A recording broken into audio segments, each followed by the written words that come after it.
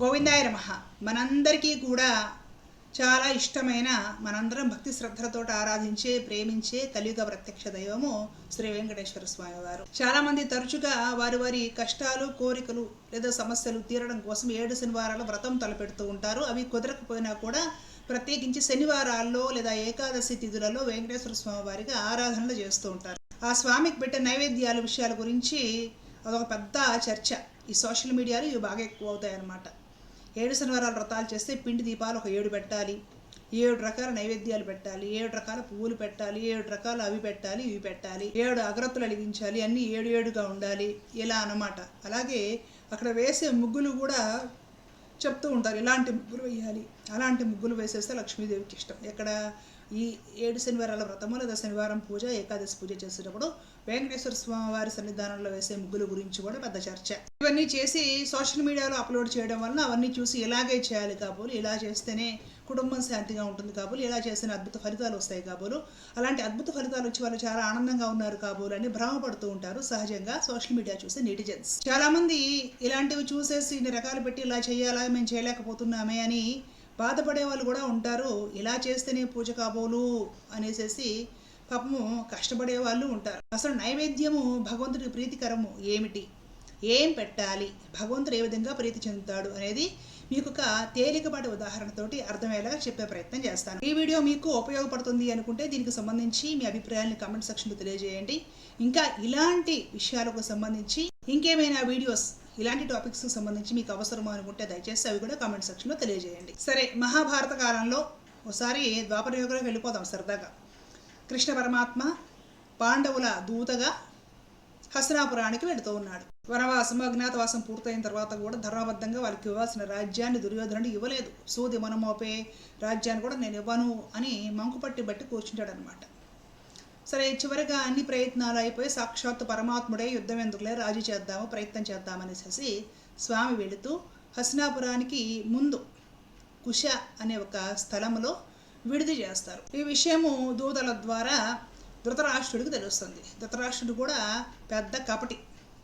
సొంత తమ్ముడు బిడ్డలు 5 మరదలు కుంతీదేవి భర్తలేంది అయిపోయింది. వాళ్ళు నానా బాధలు పడుతున్నా సరే వాళ్ళని పట్టించుకునేది సరిగదా.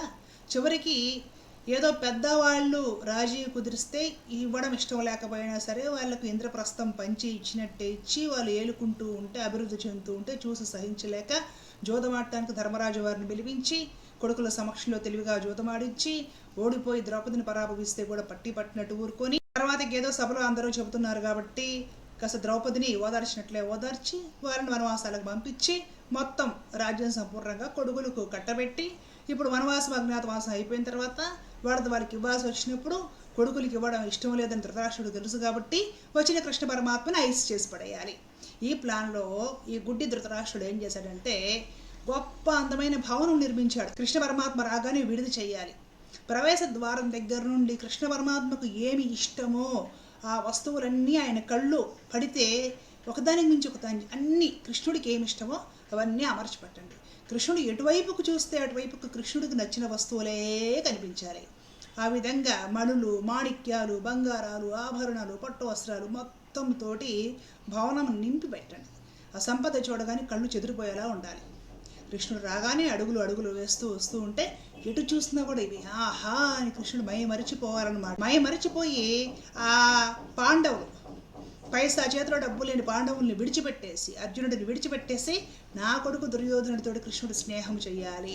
ఈ పథకం వేసి గొప్ప భవనాన్ని నిర్మించి ఆ విధంగా ఏర్పాటు చేపిస్తున్నాడు ధృతరాష్ట్రుడు. అప్పుడు విదురుడు చూశాడు. విదురుడు తెలుసు కదా మీకు, ధృతరాష్ట్రుడు, పాండురాజు, విదురుడు అనమాట. వీళ్ళు 3 అన్నదమ్ముళ్ళు అవుతారు. పాండురాజు వెళ్ళిపోయాడు. సరే, విదురుడు పరమ భాగవతోత్తముడు. ధృతరాష్ట్రుడిని చూసి అంటాడు కదా, ఇంకా నీకు ఆ వాసుదేవుడి గురించి అర్థం కాలేదా? ఇలాంటి ఐశ్వర్యం చూపించి వీడికి పడిపోతాడనుకుంటున్నావా దేవుడు నువ్వు? పోనీ ఇదంతా కూడా నీ కొడుకుల స్వార్జితమా, పాండవుల దగ్గర కొట్టేసుకొచ్చిందే కదా. అంటే ఆ లక్ష్మీనాథుడైన శ్రీహరిని ఇలాంటి వైభవాలు చూపించి పడేసి కట్టేసుకుని నీ దగ్గరే పెట్టుకొని పాండవుల నుండి దూరం చేసి నీ కొడుకు దగ్గర చేయాలని ప్రయత్నం చేస్తావు ధృతరాష్ట్ర. కృష్ణుడు అవన్నీ కోరుకుంటాడా? నీ భవనానికి వచ్చినా తాను కోరుకునేది ఒక్కటే, కాళ్ళు కడుక్కోవడానికి ఒక చెంబు నీళ్లు, మీరు వేసే కుశల ప్రశ్నలు. అవి తప్ప ఆ పరమాత్మ మీ ఇంట్లో అన్నం కూడా ఆశించాడయ్యా. ఇది విదురుడు కరెక్ట్గా చెప్పిన మాట. ఆ రోజుల్లో కాళ్ళు కడుక్కోకుండా లోపలికి ప్రవేశం చేయడం నిషిద్ధం. కాబట్టి మీ భవనానికి వస్తే కాళ్ళు కడుక్కోవడానికి ఒక చెంబు నీళ్లు వాడుకుంటాడు ఆయన. మీరు కుశల ప్రశ్నలు వేస్తే సంతోషిస్తాడు. అవి తప్ప ఒక గ్లాసుడు నీళ్లు తాగడానికి, తీర్థము తినడానికి ప్రసాదం కూడా ఆశించాడు కృష్ణుడు. చెప్పినా ధృతరాష్ట్రుడు వింటాడా? నా ప్రయత్నం నేను చేయాలి, పాండవుల నుండి దూరం చేసి కృష్ణుడిని నా కొడుకు కనెక్ట్ చేయాలి. ఈ ఆలోచనతో తన ప్రయత్నం తాను చేశాడు. కృష్ణ పరమాత్మ వచ్చాడు. ఆ వైభవాలను చూసి కూడా కనుదిప్పలేదు, పట్టించుకోలేదు. సరే, సభ అయిపోయింది. దుర్యోధనుడు నేను సూది మోపే భూమి కూడా ఇవ్వను, ఏం చేస్తారో చేసుకోండి అని తేల్చేశాడు. యుద్ధం అనివార్యమని పరమాత్మకు అర్థమైపోయింది. తిరిగి వస్తుంటే దుర్యోధనుడు, అరే వెళ్ళిపోతే ఎలాగా, మా ఇంట్లో భోజనం చేసి వెళ్ళాలి కదా నువ్వు అంటాడు.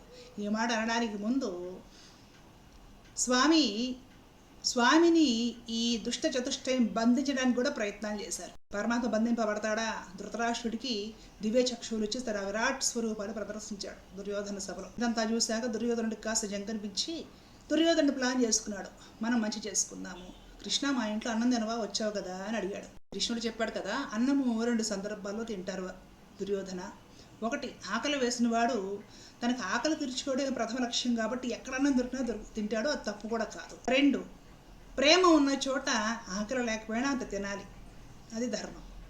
ఆకలి లేకపోయినా కూడా ప్రేమించే వాళ్ళు తినవయ్యా అంటే ఆ ప్రేమకు కట్టుబడి తినాలి. ఈ 2 కారణాలు ఏదైనా తినాలి అంటే.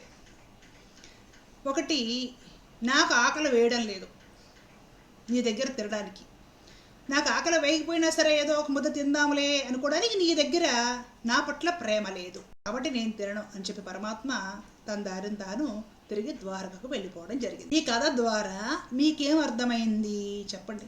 భగవంతుడు మనం పెట్టే రకరకాల నైవేద్యాలకు ఆశపడడు. మనం అనుకుంటాం స్వామికి ఆకలి వేయదు, అఖిలాండ కోటి బ్రహ్మాండ నాయకుడికి ఆకలి ఏమిటి, కానీ స్వామికి ఆకలి వేస్తుంది ఎప్పుడు? మనం ప్రేమగా తినిపించాలి అనుకుంటే ఆ స్వామికి ఆకలి వేస్తుంది. ఒకనొకప్పుడు ఉత్తర భారతదేశంలో ఒక మహాత్ముడు ఉండేవాడు. ఆయన పరమభక్తుడు. చలికాలంలో చలి తట్టుకోవడం కోసము, శారీరకంగా బలం పెంచుకోవడం కోసం డ్రై ఫ్రూట్స్ ఎక్కువ తీసుకుంటారు, దీపావళి నుండి ఆరంభం చేసి. ఆయన దగ్గర ఆయన ప్రేమించే ఒక చిన్ని కృష్ణుడు ఉండేవాడు అనమాట. కృష్ణుడికి రాత్రి వేళ డ్రై ఫ్రూట్స్, బాదాం, కాజు అవి ఉగ్యాలలో ఉంచేవాడు. రాత్రి వేళ కదా అని దీపావళి నుండి ఆరంభం చేసి. ఓ సంవత్సరం డ్రై ఫ్రూట్స్ రేట్లు బాగా పెరిగిపోయాయి అనమాట. ఆ రేట్లు బాగా పెరిగిపోయాయి, ఏం కొందాంలే అని ఆయన వేరుశనగ పప్పు పెట్టడం స్టార్ట్ చేశాడు. సరే, ఒకరోజు రాత్రి కృష్ణ పరమాత్మ కళ్ళ కనిపించి, ఏమయ్యా, దీపావళి నుంచి మొదలుపెట్టి రాత్రి వేళ చలి ఎక్కువ వేస్తుంది కాబట్టి నాకు కూడా డ్రై ఫ్రూట్స్ పెట్టు, అలవాటు చేస్తుంది. మరి ఈ సంవత్సరం వేరుశనగ పప్పులే పెడుతున్నావు, నాకు అవి అలవాటు అయిపోయి ఇవి వెళ్ళలేకపోతున్నాను అని చెప్పాడు. తను చేసిన అపచారం గుర్తొచ్చి, డబ్బులు కాసిపడి ఏం పెడతాంలే అని నిర్లక్ష్యం గుర్తొచ్చి మళ్ళా డ్రై ఫ్రూట్స్ తీసుకొచ్చేసి రాత్రి వేళ స్వామి దగ్గర పట్టడం మొదలెట్టాడు. మనం ప్రేమతో చేయడము, ప్రేమతో స్వామికి తినిపించాలి అనే కోరిక ఉండడము మనకి ఉంటే పరమాత్మకు కూడా మన ప్రేమ అలవాటు అయిపోతుంది. మన ప్రేమను ఆ పరమాత్మ అనుభూతి చెందుతాడు ఏ రకంగానైనా. గుర్తుపెట్టుకోండి, ప్రతిరోజు ఒక గులాబీ పువ్వు తీసుకెళ్ళి స్వామి దగ్గర పెట్టడము, మనం చూసి ఆనందించడము, స్వామి బాగున్నాడని మురిసిపోవడం మనకు అలవాటైందనుకోండి, మనకే కదా స్వామికి కూడా అలవాటైపోతుంది. కొద్ది రోజులు వేక గులాబీ పూలు పెట్టడం అనేస్తే స్వామి మీకు చెప్తాడు కల్లో, మీకు నిజంగా ప్రేమపూర్వకమైన అనుభవం ఉంటే. గులాబీ పూలు పెట్టడం వల్ల ఏదో మంచి ఫలితాలు వస్తాయి అంటే దానికి ఎవరేం చేయలేరు. అలాగే ప్రేమతో స్వామికి నైవేద్యం పెట్టండి, ఏవో ఒకటి. ఇది పెట్టారని లేదు, అటుకులు పెట్టండి, పాలు పెట్టండి, బెల్లం ముక్కో, అరటిపండు, ఏదో ఒకటి మీకు తోచింది, మీరు చేయగలిగింది, మీకు ఓపిక ఉన్నది ప్రేమగా వడ్డించండి. ఇప్పుడు మన ఇంట్లో ఒక ఇల్లాలు ఉంటుందండి, రాత్రి మిగిలిన సద్దన్నం కూడా ఏ కూర పచ్చడో మజ్జిగో వేసేసుకుని తినేస్తుంది, వేస్ట్ చేయడం ఇష్టం లేక, తప్పలేదు. అదే ఇంటికి ఎవరైనా అతిథి వస్తే ఏం చేస్తుంది? చక్కగా ఉన్న వాటిలో మంచి ప్లేట్ తీసి ఆ చేసిందేవో అద్భుతంగా పెట్టి వాళ్ళకు వడ్డిస్తుంది. ఎందుకు? అతిథి దేవో భవ అని మన భారతీయ సాంప్రదాయం కాబట్టి. భర్త గారికి చక్కగా వారికి ఏమి ఇష్టమో చేసి వడ్డిస్తుంది, తాను సద్దనం తింటుంది, ఏదో దొరికింది తినేస్తుంది. మంచి ప్లేట్స్లో పెట్టుకొని మంచి స్పూన్లు వేసుకొని తినాలన్న ఇల్లాలు కోరుకోదు, కానీ భర్త గారికి మాత్రం బాగా పెడుతుంది, అతిథులకి బాగా పెడుతుంది. భగవంతుడికి పెట్టే విషయంలో కూడా మనం చేసింది ఏదో ప్రేమగా ప్లేట్లోనో గిన్నెలోనో పెట్టి స్వామికి ప్రేమగా ఎదురుపెట్టి ఉంటే ఒక తులసి పత్రం వేసి, స్వామి నీకు ఆస్మృతి చేశాను తినయ్యా అని ప్రేమగా అనుభూతి చెందడం పెట్టడం అలవాటు చేసుకోండి. పరమాత్మ ఆకలి అనుభూతి చెందుతాడండి. మీరెప్పుడు పాయసము అటుకులు ఏదో మీ దగ్గర ఏముండదు, ఒక అరటిపండు మీ దగ్గర ఏముంటే అది ప్రేమగా పెట్టి ఆ పెట్టే విధానం చూసి, స్వామి మీరు తినండి, ఇది నీకోసం తెచ్చాను, నీకు ఇష్టమని తెచ్చాను అని ప్రేమగా మాట్లాడుతూ పెట్టండి. దానికి మంత్రాలు అవసరం లేదు. మీ ప్రేమను ఆ పరమాత్మ అనుభూతి చెందుతాడు. ఒక్కడ గుర్తుపెట్టుకోండి, నైవేద్యం పెట్టడంలో ప్రత్యేకమైన అంశము, అతి ముఖ్యమైన అంశము, చేయాల్సిన అంశము, భగవంతుడు ఇష్టపడే అంశము ఇదొక్కటే, ప్రేమ. నీ పిల్లలకి ఎలా తినిపిస్తావో, ఇంటికి వచ్చిన అతిథులకి ఎలా తినిపిస్తావో, భగవంతుడికి కూడా అలాగే ప్రేమగా తినిపించడం అలవాటు చేసుకోండి. ఎన్ని రకాల ఐటమ్స్ చేసాము, ఎంత అందంగా అమర్చాము, ఫోటోలు తీసామా, అవందరికీ షేర్ చేసామా, ఇవి కాదు ఇంపార్టెంట్. ఆడంబరాలు అనవసరము, ప్రేమ ప్రధానము. భక్తికి పరాకాష్ట ప్రేమ. కలియుగ ప్రత్యక్ష దైవం వెంకటేశ్వర స్వామి వారు చూసేది ప్రేమ. లేకుండా వేసిన ముగ్గులు, చేసిన నైవేద్యాలు, పసుపు కుంకాలు, బొట్లు, సామరాణి కడ్డీలు, 10 రకాల దీపాలు, పిండి దీపాలు అవన్నీ కూడా అనవసరము. ప్రేమతో ఒక్క దీపం వెలిగించండి, 2 అగరత్తులు వెలిగించండి, ఒక పువ్వు పెట్టండి, గుప్పెడు అటుకులు పెట్టండి. ప్రేమగా చెయ్యండి, ప్రేమగా భక్తిగా నమస్కారం చేయండి. ఆ స్వామి మీ ప్రేమకు అనుభూతి చెంది కదిలిపోతాడు. ఇదే సత్యము. మిగతావన్నీ ఆడంబర ప్రధానంగా చేసుకునేవి. ప్రేమ లేని ఆడంబరాలు అనవసరం. మీరు ఇక్కడ 100 రకాలు చేసుకోండి, ఎవరిని కాదనడం లేదు, శక్తి ఉన్న వాళ్ళు చేసుకోండి. కానీ మీరు ఒక రకం చేసినా 100 రకాలు చేసినా ప్రేమ చాలా ప్రధానము. ఆడంబరం ఎప్పుడూ ప్రధానం కాదు. పరమాత్మ కదిలిపోయేది ప్రేమకు. ఆ విషయం తెలుసుకొని ప్రేమతో భక్తియుతమైన సేవ కొంచెమైనా చేయండి, పరమాత్మ ఆనందిస్తాడు. తద్వారా కర్మబంధాలు తొలగిపోయి భక్తిలో ఒక పరిపక్వత సాధించే పరమాత్మని పొందడానికి మార్గం సులువవుతుంది. ధర్మ రక్షత రక్షత. జై శ్రీమన్నారాయణ. కృష్ణ.